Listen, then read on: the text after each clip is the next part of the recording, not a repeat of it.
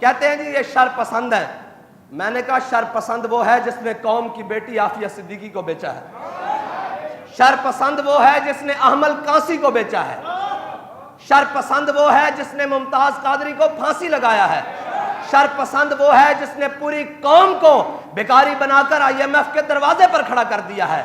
شر پسند وہ سارے ہیں جنہوں نے غریبوں کے گھروں میں وہ بل بھیجے ہیں کہ وہ خودکشیاں کرنے پر مجبور ہو گئے ہیں. شر پسند وہ ہیں جنہوں نے قوم کی بیٹیوں کو اور قوم کے بچوں کو لائنوں میں لگوا کر آٹا دینے کے لیے ان کی جانوں سے کھیلا ہے. شر پسند وہ ہیں جنہوں نے قوم سے 2 وقت کی روٹی عزت والی چھین کر ان کو اپنی عزت تار تار کرنے پر مجبور کر دیا ہے.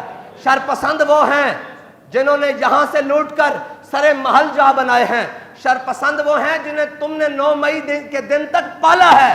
شر پسند وہ ہیں جن کے باپ دادا نے انگریز کی مخبری کی اور وہ آج آ کر پاکستان کے بڑے عہدوں پر براجمان ہو گئے ہیں. شر پسند وہ ہیں جنہوں نے کشمیر بیچا ہے. یہ سارے شر پسند ہیں. ہم شر پسند نہیں ہیں اور شکر کرو نہیں ہیں. ہم نہیں ہیں اور ساتھ یہ بھی شکر کرو ہم نہیں ہیں.